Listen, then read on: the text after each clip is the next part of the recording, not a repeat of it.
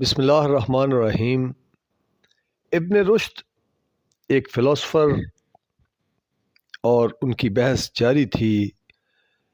امام غزالی رحمۃ اللہ علیہ سے، اور یہ بحث ایک مقام پر آ کر نہ صرف رک گئی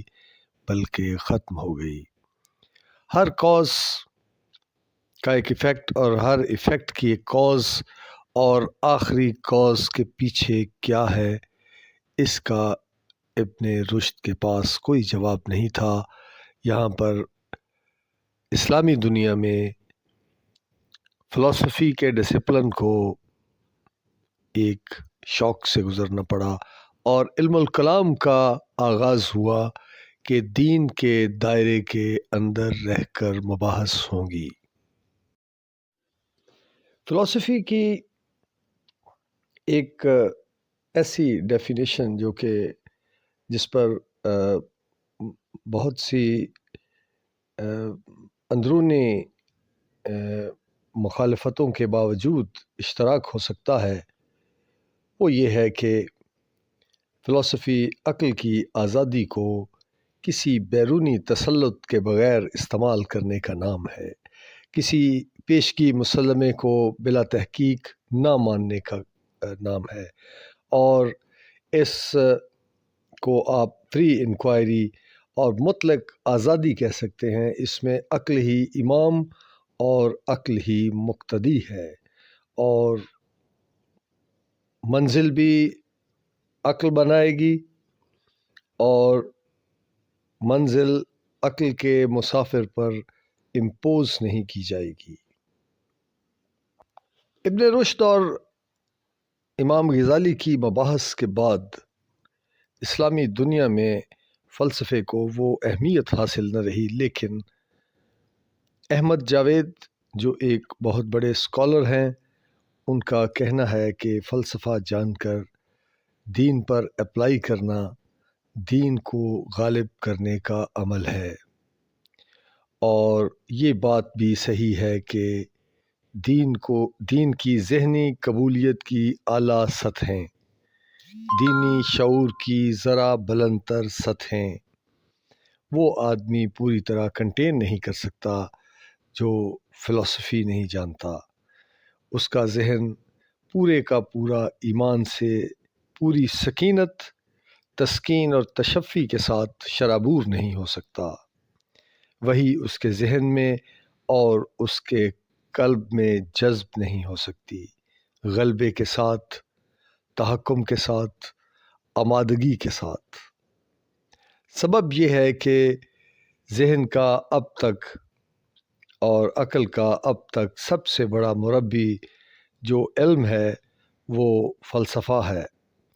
اور فلسفے میں ذہن کی تمام استعداد کو جس قوت کے ساتھ بیدار کیا جا سکتا ہے وہ کوئی اور علم نہیں ہے۔ وہ چونکہ خود ایک فلسفر ہیں اور فلسفہ ان کا بنیادی مضمون ہے، ان کا کہنا ہے کہ آپ فلسفی کو اسٹڈی کریں، یہ آج کے دور کی ضرورت ہے، کیونکہ یہ ایمان کی ترقی کے لیے ہر طرح کے سبب کو اختیار کرنے کی اہلیت پیدا کرتی ہے۔ ان کے نزدیک نیتشے انہوں نے کہا کہ اگرچہ منکر خدا تھا مگر لوگ اس سے بھی اپنی ایمان کی تقویت کے اسباب تلاش کر لیتے تھے، کیونکہ جو باتیں ظن سے پیدا ہوتی ہیں، عقل کی خلاقی سے پیدا ہوتی ہیں، جو آدمی کے ایسے پیشن سے پیدا ہوتی ہیں جو کہیں سے گائیڈڈ نہ ہو، اور ان کے سارے اینڈز اوپن ہوتے ہیں، وہ اپنے مصنف سے آزاد ہوتے ہیں، اور ان کے ہاں میٹا فزیکل اسبات کی جو جہتیں ہیں، اور وہ جہتیں ویل اسٹیبلشڈ جہتیں ہیں، ان جہتوں کو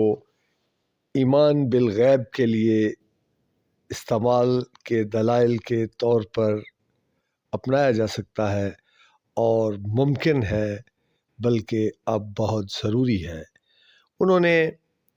اقبال کو اپریشیٹ کرتے ہوئے کہا کہ سب سے پہلے اقبال نے اس مسئلے کو نہایت گہرائی، تفصیل اور شدت کے ساتھ دور جدید میں اس کا سامنا کیا،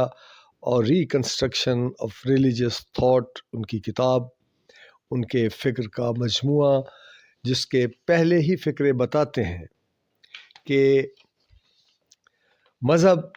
فلسفی اور سائنس یہ ایک ہی حقیقت کو پانے کے لیے پیدا ہوئے ہیں۔ ان میں اب جو اختلاف ہے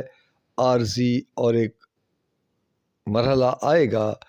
کہ سائنس اور فلسفہ ان حقائق کا اپنے اپنے معیار پر تصدیق کرے گا اور اپنی اپنی منطق کے مطابق تسلیم کرے گا جو دین نے بتائے ہیں۔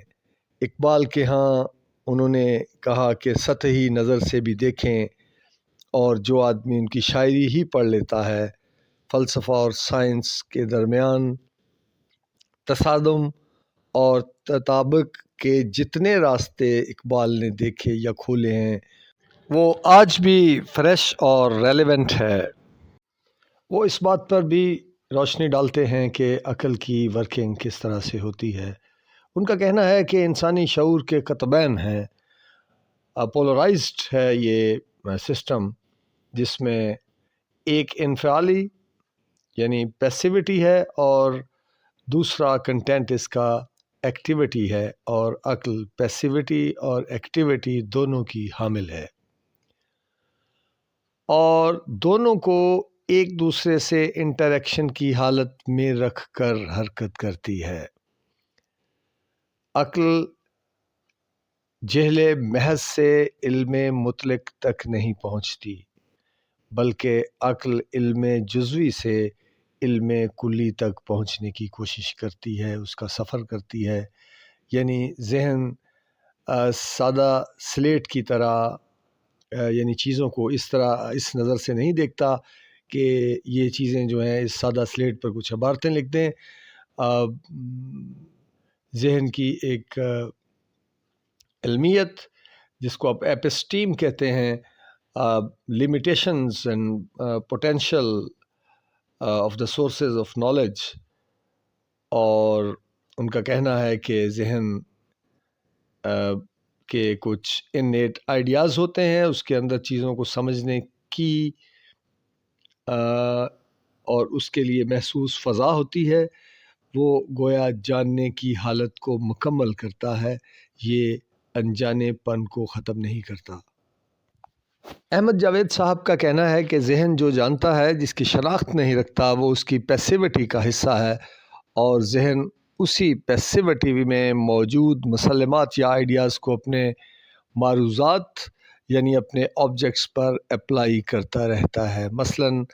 ٹائم اینڈ سپیس ہے، یہ دونوں انیٹ آئیڈیاز ہیں، اور یہ ہر شعور میں بلا تعلیم کے اور بلا مشاہدے کے موجود ہیں، اور اب میرا جو بھی مشاہدہ ہوگا، میری جو بھی دانش، میرا جو بھی علم ہوگا، وہ ان کیٹیگریز میں فال کرے گا۔ تو یہ ہوتا ہے پیسیو عقل کا کنٹینٹ، اور اپنے موضوعات کو ایک کیٹیگری میں یہ لے جاتا ہے، اس کو میننگ فل بناتا ہے، لائق شناخت کرتا ہے۔ اس میں فلسفے نے، انہوں نے کہا کہ ایک بہت بڑی غلطی دور جدید میں کی، اور وہ یہ تھی کہ عقل کی پیسیوٹی کے بیسک کردار کا انکار کر دیا۔ انہوں نے کہا کہ اگر اس کو کانٹ کی اصطلاح میں کہا جائے تو اپنے انیٹ آئیڈیاز سے عقل منحرف ہوئی اور اس سے نامانوس ہو گئی۔ اب عقل ایک ایکٹیویٹی ہے، اور ایسی ایکٹیویٹی جو ارادے کے جبراً تابع ہے۔ یہ اس پر جبر ہے کہ اس کی حرکت کا رخ اس کا ارادہ متعین کرتا ہے۔ اب اس میں عقل کی پیسیوٹی سے منکر ہو کر شعور کی دنیا کے بیلنس کو ہی بگاڑ کر جن حقائق کے ادراک کا دعویٰ کیا جائے، وہ دعویٰ سرے سے ناقابل التفات ہے۔ وہ میتھڈ ہی غیر عقلی ہے، جس میں عقل کی پیسیو سٹیٹس بھی داخل نہ ہوں۔ اب دین جو اللہ کا بنایا ہوا ڈسکورس اور بیان ہے، اس میں عقل کی پیسیوٹی اور ایکٹیویٹی کے بیلنس کو بالکل ابدی طور پر تغیر سے ماورا کر کے بحال رکھا گیا ہے اور برسرے کار رکھا گیا ہے، اسے جاننے کے لیے ہمیں کسی کمک کی ضرورت نہیں ہے۔ ان کا کہنا ہے کہ جدید ترین فلاسفرز کہتے ہیں کہ لاشعور یعنی عقل ایک غیاب میں اندھیرے کے احساس کے ساتھ رہتی ہے، اور اندھیرے کا یہ احساس روشنی میں بھی برقرار رہتا ہے۔ یہ بہت خوبصورت فکرہ ہے اگر بہت بڑی دریافت اس کو کہا جائے اور پرسیپشن کے لیے۔ اب دیکھیے کہ خالق کے ذہن اور شعور اللہ تعالیٰ ہے، ہمارے شعور کو بنایا ہی ایسے نظم کے ساتھ اور ایسے متنوع اور اپنے آپ میں جدلیاتی نسبتیں رکھنے والے ملاقات کے ساتھ کہ ہمارے اندر کبھی علم اور ایمان میں مناسبت کا مسئلہ پیدا ہی نہیں ہو سکتا۔ انہوں نے کہا کہ دین نے شعور کو اتنا کرسٹلائز کر لیا ہے کہ اس میں علم کی غلطی ایمان کی مضبوطی کا سبب بن سکتی ہے۔ اللہ تعالیٰ کا کلام ہے اور میری عقل اس کی مخاطب ہے۔ ایک مسلمان منفرد محض ہو کر پیسو پوزیشن لے کر سنے گا، کیونکہ وہ مانتا ہے، کیونکہ وہ جانتا ہے کہ وہ اللہ ہے اور وہ بندہ ہے۔ بندے کی پوزیشن لے کر جو بھی انسان سنے گا مکمل پیسیوٹی کے ساتھ، اگر پیسیوٹی میں کوئی خلل غیر ارادی غیر اختیاری آتا ہے تو اس پر وہ شرمندہ ہوتا ہے اور اللہ تعالیٰ کی طرف یکسوئی میں اس کو مزاحمت جانتا ہے۔ یہ عقل کی پیسیوٹی کا جینون ریئل پرنسپل کنٹینٹ ہے، یعنی اللہ اور اس کی دی ہوئی خبریں اور اس کا اتارا ہوا کلام، یعنی دین اپنے حقائق کے ساتھ، دین اپنے بیسک عقائد کے ساتھ، یہ شعور کی پیسیوٹی میں محفوظ ہوتا ہے۔ اس طرح نہیں جیسے بیمار بچے انکوبیٹر میں رکھ کر جاتے ہیں، بلکہ اس طرح کہ شعور پیسیو سٹیٹ میں اپنی ایکٹیو سرگرمیوں کو منضبط اور مربوط اور مقصدی بناتا ہے۔ احمد جاوید کا کہنا ہے کہ ایسی تمام کوششیں کیسے کیوس پر ختم ہوں گی یا ایک ایسے نقص پر ختم ہوگی جو نہ علم کو علم کہنے کے لائق چھوڑتا ہے اور نہ پورا جہل ہوتا ہے۔ ان کا کہنا ہے کہ علم نام ہے آبجیکٹ کو سمبلائز کرنے کا، علم نام ہے چیز کو علامت بنانے کا، اور اب اس میں دینی علم سمبلائزیشن کی آخری حد ہے۔ انہوں نے کہا کہ مجھے یہ بتا دیا گیا ہے بالکل یقینی ذریعے سے، اور کہ میں اب اس میں کسی تحقیق کی ضرورت محسوس نہیں کرتا کہ یہ دنیا اور یہاں کی سب چیزیں، یہ ذہن اور اس کے سارے تصورات، یہ قلب اور اس کے سارے میلانات اللہ کی نشانیاں ہیں، یعنی انفس و آفاق اللہ کی لامحدود اور غیر متناہی نشانیوں کے انبار ہیں۔ اب کسی شے کی فارم، صورت، جیسے کرسی کو میز سمجھ لیا، میرا بنیادی پرسپیکٹو تو یہ ہے کہ میز اور کرسی بعد کی بات ہے، پہلے یہ اللہ تعالیٰ کی نشانی ہے۔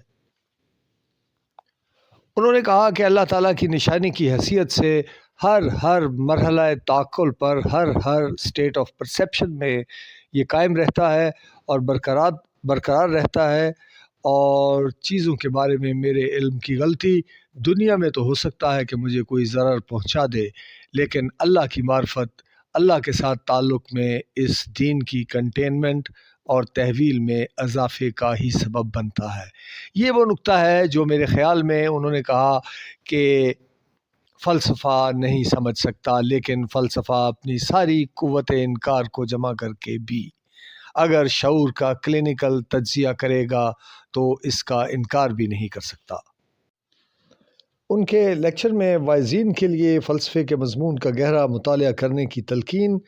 کے ساتھ ساتھ ان کا یہ کہنا ہے کہ فلسفے کو دین کی زیادہ تفہیم کا ذریعہ بنایا جا سکتا ہے، اور انہوں نے عقل کس طرح کام کرتی ہے، عقل کی کیا لیمیٹیشنز ہیں، اور اس کے دو کنٹینٹس کا بیلنس جب خراب ہوتا ہے تو کس طرح انسان جہل کے راستے پر نکل سکتا ہے۔ انہوں نے یہ بات بھی بتائی کہ آج کے دور میں فلاسفر کہاں غلطی پر ہیں اور بہت اہم بات کہ انہوں نے اقبال کو کوٹ کیا کہ انہوں نے اپنی کتاب ریکنسٹرکشن آف ریلیجس تھاٹ میں، جو کہ ان کی فکر کا مجموعہ ہے، وہ کہتے ہیں کہ مذہب، فلسفہ اور سائنس یہ ایک ہی حقیقت کو پانے کے لیے پیدا ہوئے ہیں، اور ان میں اب جو اختلاف ہے وہ عارضی ہے،